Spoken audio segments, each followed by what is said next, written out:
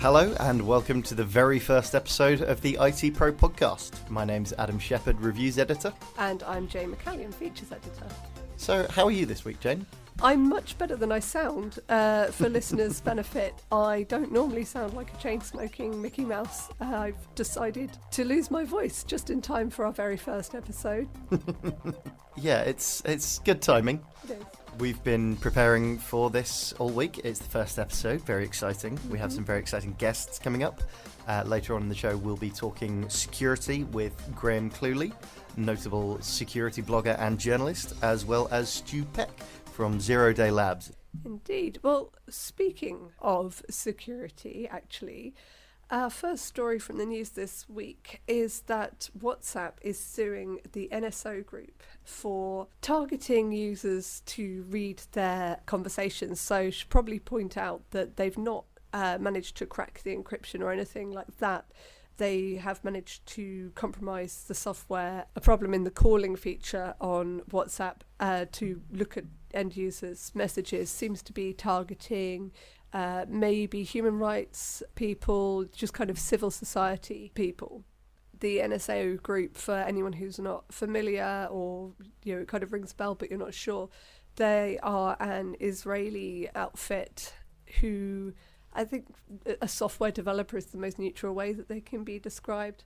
They are known for working with governments to break secure systems for whatever reason, ostensibly for preventing terrorism and national security, that kind of thing. This was the group that was behind the cracking of the encryption on the San Bernardino shooter's iPhone, correct? Yes, or that's who it's believed to be, yes. Their sort of premier product, if you like, is called Pegasus. In this particular case, it's getting onto users' phones as a malware and then going towards WhatsApp. Facebook, upon finding this out, is unsurprisingly been not very happy and is now taking the NSO group to court. This is an interesting case because it's partly about, the use of effectively cyber weapons against civilians and groups of civilians, journalists, dissidents, people like that, because the NSO group has a history of working with governments and intelligence agencies. So people have criticised it in the past for not scrutinising what its clients are going to do with its software in as much detail as maybe would be ideal. How much scrutiny really do BAE Systems say give their clients? It's another way of carrying out attacks. It's just that it happens to be cyber bombs rather than real bombs. Cyber bombs, yeah. Cyber bombs. There is that argument. There's also the kind of privacy element to it. Yeah, absolutely. This is a massive intrusion on privacy. I think this is one of the maybe comparatively rare instances where Facebook's leadership is entirely in the right. Steady. Yeah. I'm with you though. I think this is a massive attack on privacy and definitely something that has to be upheld because speaking not just as a journalist but in general, it's important that journalists and human rights people can work in security. It's important for civil society and for democracy. Absolutely. So moving on from Facebook doing the right thing to Twitter doing another different right thing. So they are now banning all politicians and special interest groups for paying for advertising on the Twitter platform. Yeah. So if I'm Jeremy Corbyn, I can put out a tweet. I'm not banned from using it. I'm not banned from promoting myself or other Labour politicians in the run-up to the election. But I can't pay for promoted tweets. That's the point, isn't it? Yes, you can't pay to artificially increase the reach and visibility of your tweets. The argument that Jack Dorsey and Twitter are making is that it's very, very hard to police malicious political advertising effectively, given that there is very little regulation around online political ads. Yeah, and there is a lot of regulation regards broadcast political ads, especially in this country. Everyone can only have a certain amount of time It has to be really obvious what it is. There has to be effectively an upfront warning that this is a political broadcast. And you don't get that online. I mean, I think it is also one of those things, it's like who is the villain here? It's going to depend on who you are. If you are on the far left, then Conservatives and Brexit in particular are going to be the ones who you will accuse of being nefarious, and vice versa. If you are Brexit Conservatives, then you are going to be gunning for Labour and the Lib Dems, probably mostly. And so from Twitter's point of view, it makes total sense to just be like, do you know what? I'm out of this. None of you can do it. That way we can't be accused of anything.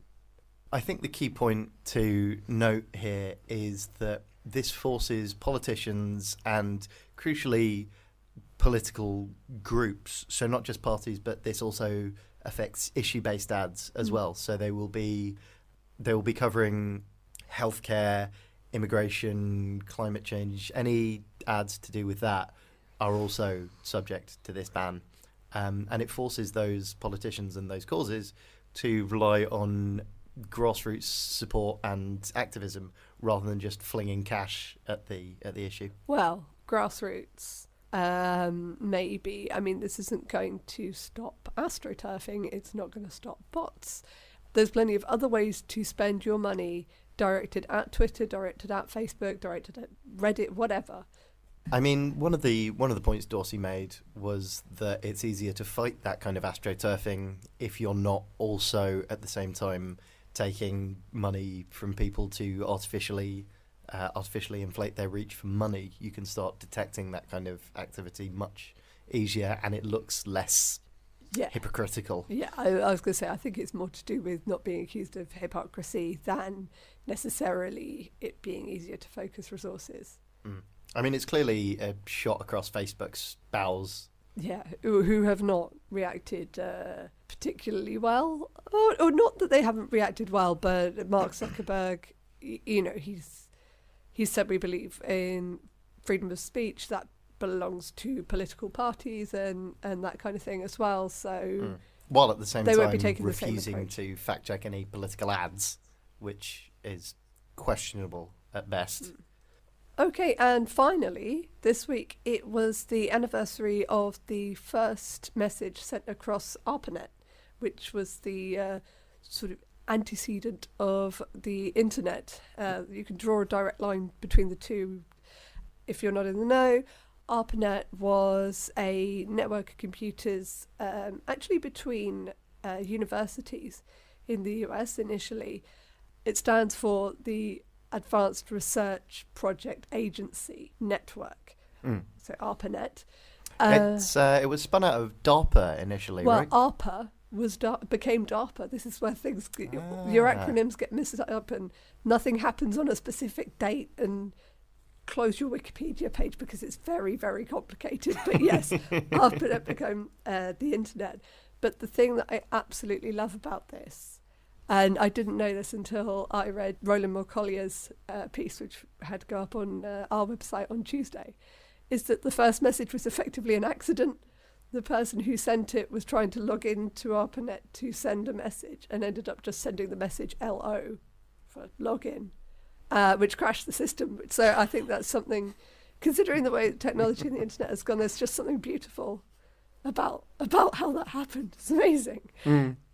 It laid the groundwork for a lot of what we see to now, kind of geopolitically, also the way that the internet is now, allegedly the spread of English too, as like kind of the lingua franca, as it were. Yeah, it's a moment to be kind of celebrated. I feel positive about it, but interesting time to reflect on what's come since as well. Speaking of things that are coming next, we have a discussion on how we can fix security, why companies still get basic stuff wrong, whether we should be worried about FUD, and what the looming skills gap could mean for the security industry. That's coming up after the break. Hello, I'm Ollie Mann, and every Friday on The Week Unwrapped, we cover the stories you might have missed with journalists from theweek.co.uk. It's all the big news not making headlines right now, but with repercussions for all our lives. That's The Week Unwrapped with me, Ollie Mann, available now for free from all good podcast apps. Welcome back. We are now going to launch into a discussion on the state of security. And fittingly enough, we are joined by Graham Cluley from the Smashing Security Podcast. Welcome, Graham. Hello, hello. Nice to be here. We're also joined by Peck from ZeroDayLabs. Hello, hello. So, let's dive straight in. I think it's fair to say that security is still a problem. I mean, if it wasn't, several of us wouldn't have jobs. Why do we keep seeing the same things coming up again and again? I think there's a simple reason for that. I think although the technology has moved on and we have wonderful security software and security hardware and procedures and all these kind of things to protect us, there's one element which never changes and never evolves, which is the poor old human being. That's something which we can't patch. That's something which isn't getting upgraded, basically. And we're still making these sort of caveman-like mistakes, which are often the real reason why organisations get hacked. It will often come down to a simple human mistake. So, Stu, you're on the front lines of this issue. Is this something that you see a lot? Problem exists between keyboard and chair, that kind of thing? Yeah, so I find myself doing a lot of the kind of breaking into buildings or phishing people or social engineering people into doing things that are probably in their best interest. And I do agree to some. Well, actually, I do fully agree that there is an issue with the human side of things. But there's also another thing around this as well. It's doing the basics. So a lot of organisations, when they have a breach or they have a major incident, and we go and investigate those incidents, you ask them to show their asset register, or where's your asset register, and where's all your assets, and do you know where they are? And they go, yeah, we have this document we updated 3 years ago. That's our asset register. Oh, God. So it's kind of like, if you don't know what to protect or how to protect it, if you don't know what's important and therefore how to protect it, because it's just so common. And then you can even go into the fact that we could talk about password policies, or we could talk about this whole range of things. And most common attacks we see aren't 0 days. They aren't very sophisticated attacks. It's things like credential stuffing. Really, really simple attacks that have a massive impact and low investment for attackers. So I think getting the basics and really kind of focusing on those first actually will have a better safety net for when humans make mistakes. At least then you can react quicker. You have some visibility around how to stop unusual activity on the assets that you actually care about and you actually know about as well.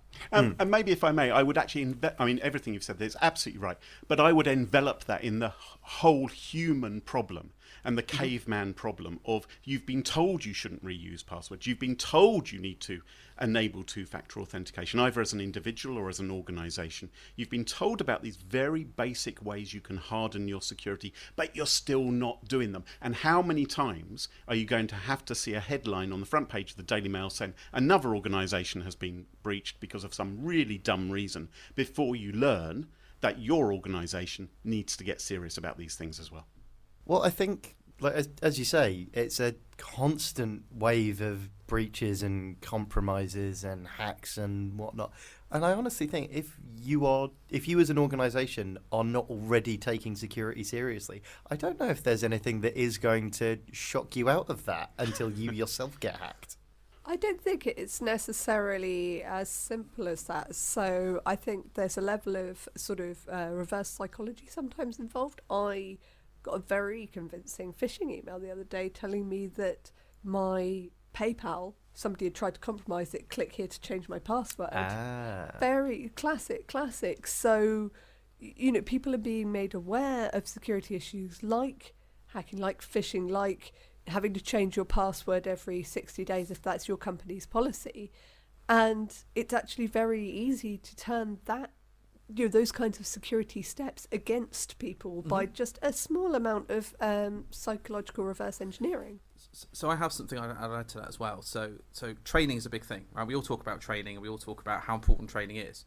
but security professionals and people like yourselves who've had a lot of experience and a lot of exposure to this, a lot of companies will turn around and go, right, okay, here's a 1-hour CPT program. Now we've secured our company, our people, because we've given them 1 hour's training, which primarily they ignore. There's no focus on actual behaviours we want people to adopt. No focus on the skills and no reinforcement of those skills. It's compliance, and compliance absolutely 100% does not equal security. And I think there's a difference, right? I think we've got to I think some companies are doing that, and they're really taking and investing in people and really kind of providing that kind of ongoing training or ongoing investment and different ways to gamify things and keep people interested. But if you are literally just giving once a year training, then people like me who come along and associate with companies find it incredibly easy. And I think that's primarily why I think we get the human side of things wrong. And I think going along with that, there's quite often a tendency to try and effectively paper over the cracks in the human element with a big, expensive cybersecurity quote-unquote solution.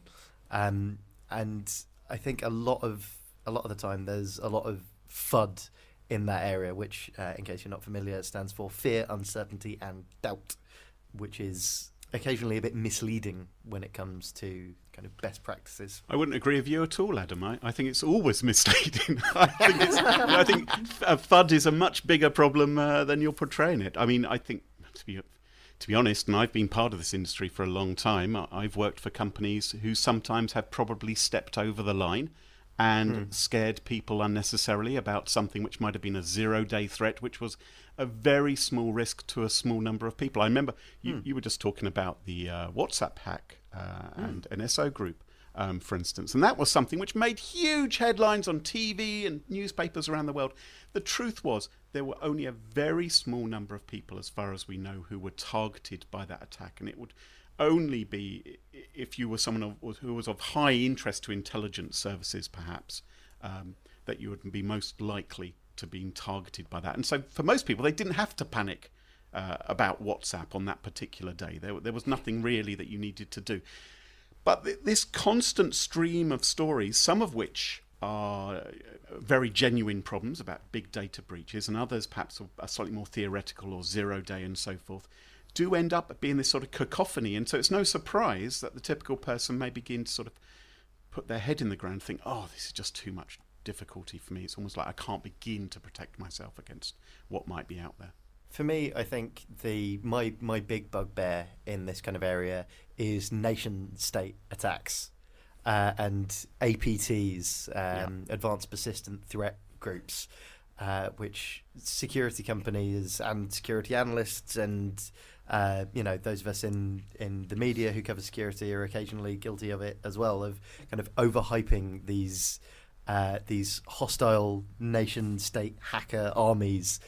And it's like, yeah, okay, they might be doing very advanced, very sophisticated cyber attacks, but really does Joe Bloggs, who runs a 50-person construction consultancy, need to worry about North Korea hacking into his cloud account? I mean, it is interesting stuff and it is exciting stuff, and the nerd in us really gets thrilled when they read that sort of stuff and that's kind of research.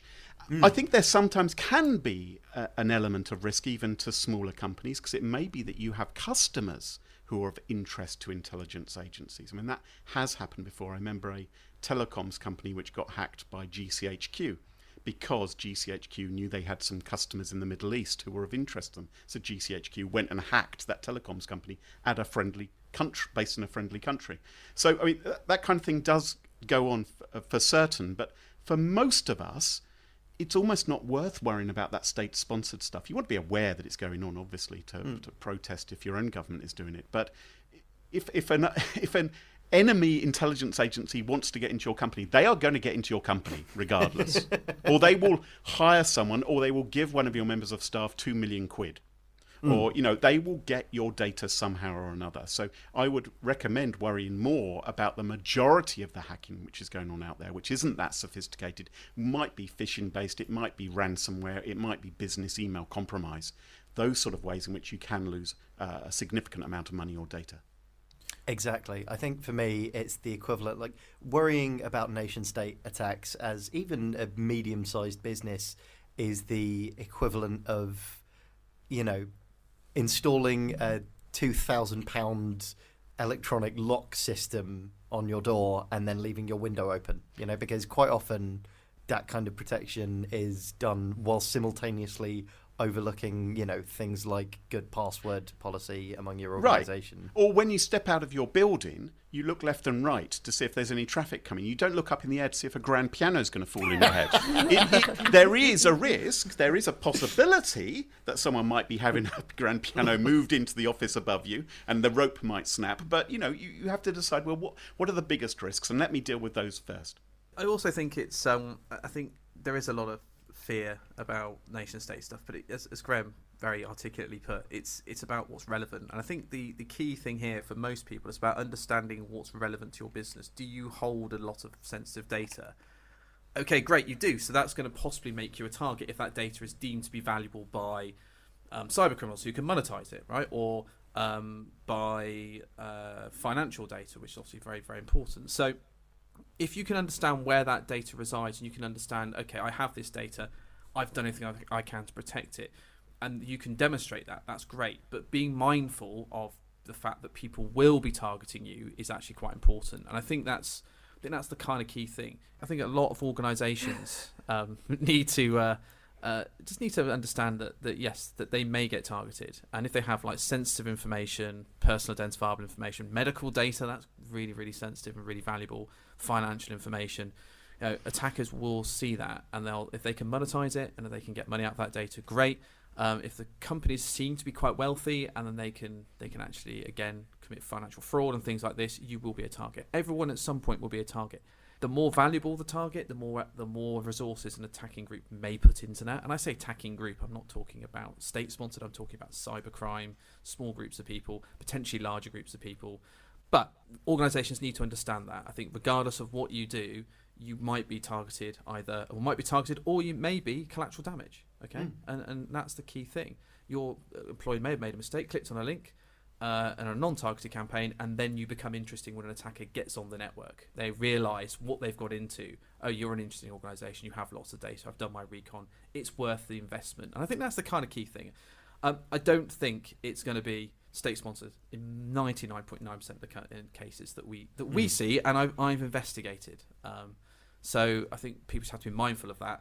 And I think just take the appropriate action to protect yourself and take it seriously, I think, as well. How does the skills gap play into this? Because obviously there's a general skills gap in terms of STEM subjects, and that is multiplied in the security sector. Is a lack of skills playing into this? So I run a very large information security community in my spare time called the Many Hats Club, and it's got about 6,000 people, and I would say a huge part of that is students and people coming into the industry. When people say there's a skills gap, I think that skills gap is very, very quickly being plugged by new people coming into the industry. I think what we've got to do as an industry is we've got to think about how do we get these people in, because there are some people coming through with incredible talent, and what they lack is experience, right? Yeah. And I think this is through to tools that when I started and when Graham started never existed. The resources and tools available to people now is immense. You've got things like Hack the Box, you've got things like pen testing labs, immersive labs, all these kind of different third-party kind of software and learning development tools out there that you can really, really kind of build your own knowledge in your own spare time that didn't exist. So I think the skills gap, yes, there is a skills gap, but we've just got to hire people, or we've just got to get them in, and people's knowledge at the moment is accelerating, and they just need experience to kind of balance that knowledge. And that's kind of my take on it. And I'm sure Graham's got a completely different take on it. No, I'm not sure I do. I think we tend to be quite negative about this. I think part of the problem is actually that organisations will ask for too much in the way of qualifications and experience when hiring. And it's like, you don't need all that experience for that kind of entry-level job, for instance, in cybersecurity. And I think we can hire from all kinds of different parts of the community and outside security to fill those positions. I think sometimes this is sort of overstated. Certainly things are a lot better than they were 5 or 10 or 20 years ago. One of the best examples of this was a young gentleman I met at InfoSec this year. Actually, same event I met you at, Stu, at the InfoSec Awards. but he was a plumber's apprentice who decided to change his career, effectively.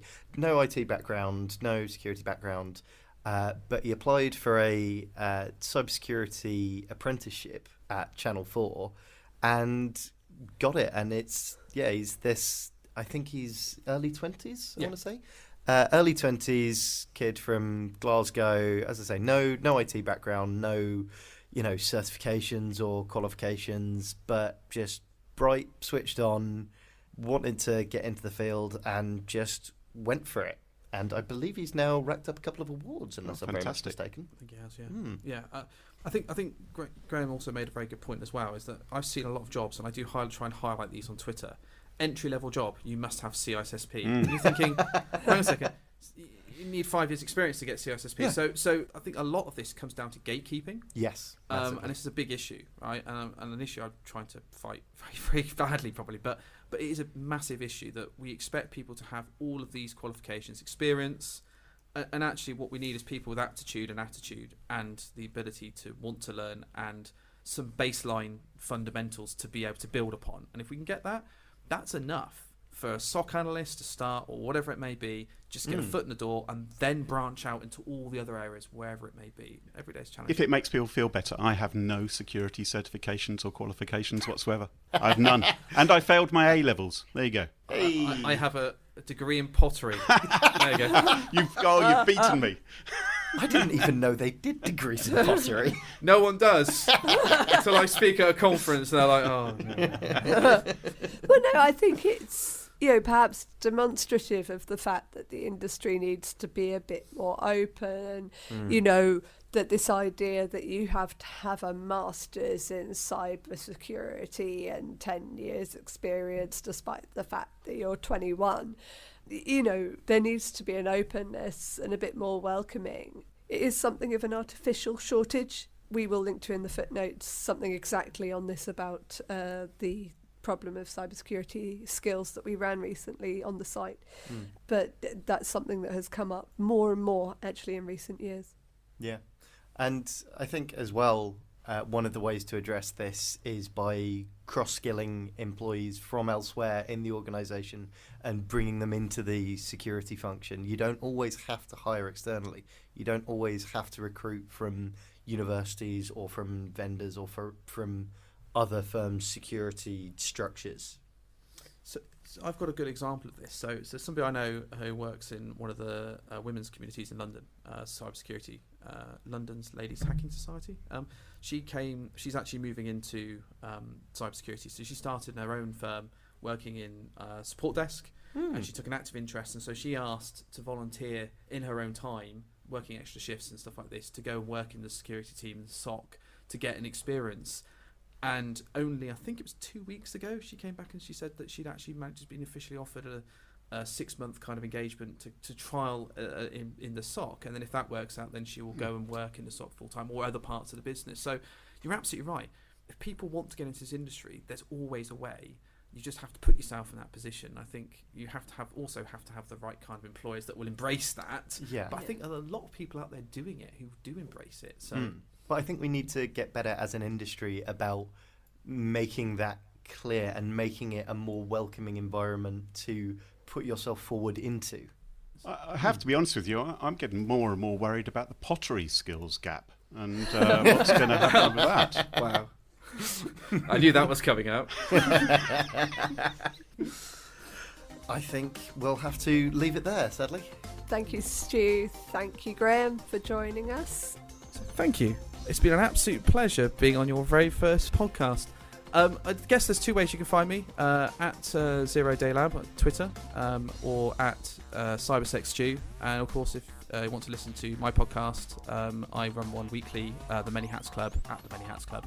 But I must say it's been an absolute pleasure, and thank you very much for having me. And Graham? Well, thank you very much for inviting me onto the very first ITPro podcast. Very exciting to be here, very honoured. If people want to find out more about me, I am Cluley on Twitter, and you can also find me on the Smashing Security podcast every week.